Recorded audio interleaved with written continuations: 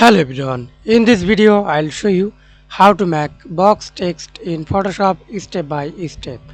Already create a new file, then create a new layer, text tool, horizontal type tool and choose text color. Example, use red color, text style Arial black, then hold click, then draw a box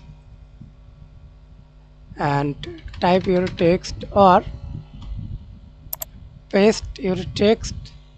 First of all, copy anywhere, press copy for press Ctrl C for copy, then press Ctrl V for paste. Example, use paste to this example text, then again align middle and justify.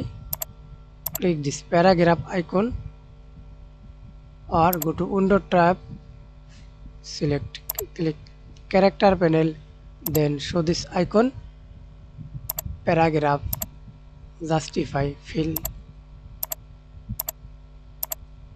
Okay, increase the text size, double click, then select text, then increase the text size.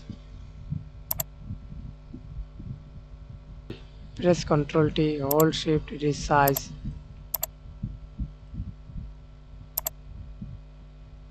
That's it. Thanks for watching video. Please like, comment, share and subscribe to my channel.